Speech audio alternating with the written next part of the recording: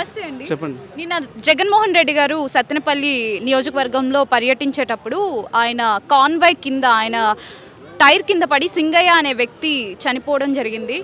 But ఇప్పటి వరకు వాళ్ళు ప్రాపర్గా రెస్పాండ్ అవ్వలేదు. దీని మీద మీ అభిప్రాయం? అవును, నిజమే, రెస్పాండ్ అవ్వలేదు వాళ్ళు. ఇప్పుడు ర్యాలీ జరుగుతుంది, బైకులో వెళ్తున్నాడంట అతను, 55 ఏళ్ళ వృద్ధుడు. అయితే వెనకాల నుంచి ఏదో కారు అనేది ఏదో కొట్టేసిన తర్వాత తను పడిపోయిన తర్వాత తను పక్క తీసి పడుకోబెట్టేసి వెళ్ళిపోయారు వాళ్ళు. హాస్పిటల్ కూడా తీసుకెళ్ళలేదు.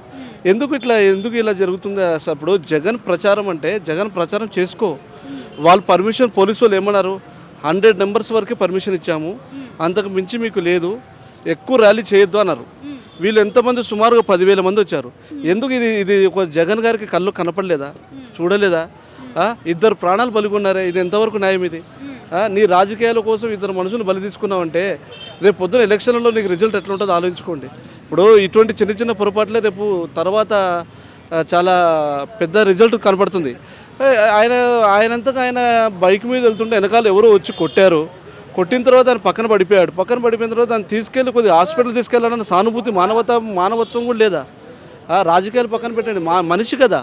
ఆయన పక్కన తీసుకొని వచ్చి ఇక్కడ ఆయన బైక్ మీద పడిన తర్వాత బైక్ లేపేసి ఆయన పక్కన పడేసి వెళ్ళిపోయారు, మళ్ళీ ర్యాలీకి వెళ్ళిపోయారు. వైసీపీ వాళ్ళు ఒక ట్వీట్ చేశారు, ఏంటంటే ఆయన టైర్ కింద పడిపోయిన తర్వాత కూడా నార్మల్గానే ఉన్నారు, ఆయనకి ఏం కాలేదు, బట్ టీడీపీ వాళ్ళే అలాగా ప్రచారం చేస్తున్నారు, మా తప్పు ఉన్నట్టుగా అంటున్నారు. మీరేమంటారు? లేదు, వీడియో చూసాం, మేము కూడా చూసాం వీడియో. ఆయన 55 ఏళ్ళ వృద్ధుడు, 55 ఏళ్ళ వృద్ధుడు నడవలేని పరిస్థితుల్లో ఉన్నాడు. ఆయన లేపుకొచ్చారు, 2 మనుషులు తీసుకొని లేపారు అతను లేచి నడిచే పరిస్థితి కూడా లేదు అతను.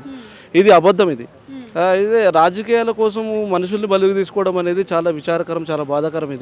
ఇప్పుడు జగన్ ప్రచారం జరగచ్చు, కానీ పోలీసు బందోబస్తు ఏమైంది? తర్వాత తొక్కిసలాటలో ఒక అతను ఊపిరాడక చనిపోయాడు. ఎందుకు అంత హడావుడి? ఇప్పుడు జగన్ ఎక్కడ పోతున్నాడు, మీరు ఎక్కడ పోతున్నారు? ఇప్పుడు కనీసం జగన్ దీని గురించి స్పందించాడో లేదో తెలీదు, మేమైతే చూడలేదు. జగన్ గారు కంపల్సరీ వాళ్ళ కుటుంబానికి పరామర్శించాలి, వాళ్ళకి ఆర్థిక సాయం చేయాలి, వాళ్ళ ఇంటికి ఏదో ఒక మంచి ఉపాధి కల్పించాలి. ఇది కల్పిస్తేనే ఆయనకు విలువ ఉంటుంది, రేపొద్దున రాజకీయాల్లో కూడా పేరు ఉంటుంది. లేదనుకో చాలా నీచమైన రాజకీయం అయిపోతుంది ఇది.